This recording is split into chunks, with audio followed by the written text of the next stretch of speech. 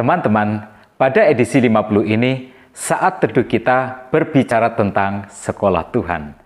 Nasnya adalah Kitab Kejadian pasal 29. Pasal 29 ini dimulai dengan kalimat, "Kemudian berangkatlah Yakub dari situ dan pergi ke negeri Bani Timur." Dalam bahasa Ibrani, kata yang dipakai berarti Yakub mengangkat kakinya. Sebuah ekspresi yang berarti ada semangat. Dia melakukan sebuah lompatan yang baru di dalam hidupnya. Yakub mantap melangkah menuju Haran. Ya, perjumpaannya dengan Tuhan memberinya keyakinan yang kuat. Dia ternyata tidak sendirian.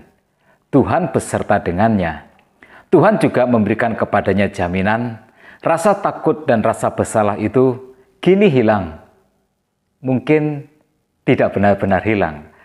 Tetapi setidaknya sekarang rasa takut dan rasa bersalah itu sudah mereda. Dia tidak ragu lagi, Haran adalah sebuah keputusan yang tepat.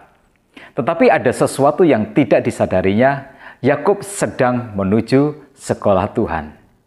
20 tahun hidupnya ke depan akan menjadi sebuah kehidupan yang tidak mudah. Tuhan menggunakan tahun-tahun penuh cobaan itu untuk membentuk iman dan karakternya agar menjadi lebih pantas sebagai penerus berkat perjanjian Abraham. Haran adalah sebuah sekolah pembentukan Tuhan bagi Yakub. Akhirnya dia tiba di sebuah sumur di padang, di mana pada waktu itu para gembala sedang berkumpul. Dalam ayat yang keempat diceritakan, bertanyalah Yakub kepada mereka, "Saudara-saudara, dari manakah kamu ini?" Jawab mereka, "Kami dari Haran."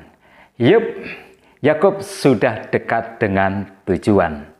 Legalah hatinya, jarak yang ditempuhnya 724 km dari Berseba ke Haran dengan berjalan kaki, kini rumah Laban hanya sejauh pandangan mata. Lagi katanya kepada mereka, "Kenalkah kamu Laban, cucu Nahor?" Jawab mereka, "Kami kenal." Selanjutnya, katanya kepada mereka, "Selamatkah ia?" Jawab mereka, "Selamat." Tetapi lihat, itu datang anaknya perempuan, Rahel, dengan kambing dombanya. Yakub seakan melambung ke awan-awan.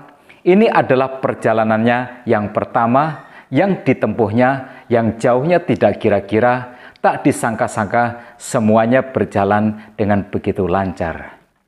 Laban segera menyambutnya dengan tangan terbuka. Kepada Yakub dia berkata, "Sesungguhnya engkau sedarah sedaging dengan aku." Ini adalah pertemuan keluarga yang tak pernah terbayangkan sebelumnya. Ibu Yakub, Ribka, adalah adik dari Laban. Tetapi ada yang tidak saling mereka tahu. Yakub dan Laban seperti saudara kembar, tetapi di dalam hal karakter. Laban tidak kalah liciknya dengan Yakub. Karena itu, berhati-hatilah, orang dengan karakter yang sama condong untuk berkumpul bersama tanpa mereka sadari. Sebab karakter kita akan menjadi magnet yang akan menarik orang dengan karakter yang sama. Jadi Yakub bekerja pada Laban. Ayat yang ke-15 berkata, "Kemudian berkatalah Laban kepada Yakub, 'Masakan karena engkau adalah sanak saudaraku, engkau bekerja padaku dengan cuma-cuma? Katakanlah kepadaku apa yang patut menjadi upahmu.' Itu setelah Yakub bekerja 1 bulan. Yakub cinta kepada Rahel. Maka dia meminta Rahel sebagai upah kerjanya selama 7 tahun ke depan. Laban setuju. Maka bekerjalah Yakub pada Laban, menyelesaikan 7 tahun kontrak kerjanya untuk mendapatkan upah istimewa wanita yang dicintainya. Lalu tibalah hari yang dinantikan itu. Yakub mendapatkan Rahel. Tetapi pagi harinya, setelah malam pertama yang tak terlukiskan, betapa indahnya dua insan yang sedang dimabuk asmara dalam gairah yang menggejolak membara. Tetapi ketika fajar menjelang, Yakub terkejut luar biasa. Ternyata dia bermalam pertama dengan Lea, bukan Rahel, wanita yang begitu dicintainya. Ya, Laban menipunya. Laban tidak memberikan Rahel tetapi Lea. Sekolah kehidupan. Tuhan memakai Laban untuk Yakub merasakan sakitnya sebuah pengkhianatan. Bekerja pada Laban saja sudah merupakan sebuah perjuangan. Yakub anak juragan, ayahnya Ishak kaya raya luar biasa.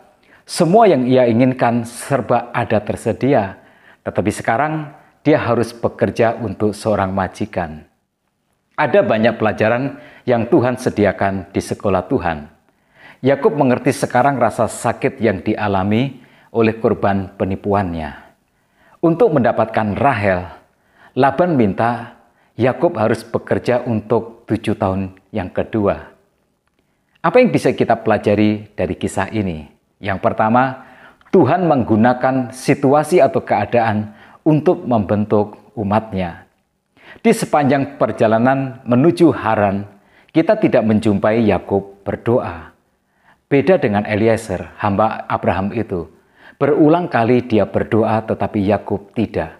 Yakub adalah tipe orang yang mengandalkan kekuatannya sendiri. Setelah Tuhan menjumpainya di Betel, Yakub berjanji akan menjadikan Tuhan sebagai Allahnya.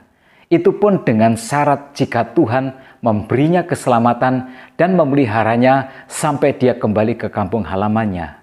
Yakub adalah tipe orang yang akan selalu bertransaksi dengan Tuhan.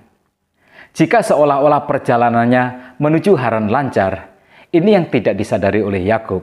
Tuhan sedang mempercepatnya supaya dia segera memulai sekolah pembentukan di Haran. Yang kedua, Tuhan mengajar Yakub tentang konsekuensi dosa. Haran hanya menjauhkan Yakub dari Esau dan juga dari Ishak, tetapi tidak membebaskannya dari konsekuensi dosa. Di Berseba, Yakub menipu ayah kandungnya. Di Haran, Yakub ditipu ayah mertuanya. Di Berseba, Yakub menjebak ayah kandungnya yang buta, dan di Haran, ayah mertuanya memanfaatkan kegelapan malam untuk memberikan Lea dan bukan Rahel, wanita yang dicintainya. Di sekolah Tuhan Haran, Yakub belajar bahwa dia hanya bisa lari jauh dari orang yang menjadi korban dosanya, tetapi tidak bisa lari dari konsekuensi dosanya. Yang ketiga, Tuhan menggunakan orang-orang yang sulit untuk membentuk umat-Nya. Di sekolah kehidupan Haran, Tuhan memakai Laban untuk membentuk karakter Yakub. Laban adalah pria licik dan lihai dalam bisnis, pribadi yang egois dan serakah. Di Haran, Laban adalah majikan Yakub. Orang yang sulit Tuhan pakai untuk membentuk pribadi dan karakter kita, supaya kita menjadi pribadi yang lebih indah di hadapan Tuhan. Yang keempat, Tuhan menggunakan waktu untuk membentuk umat-Nya. Berubah tidak pernah mudah, dan berubah tidak pernah bisa cepat.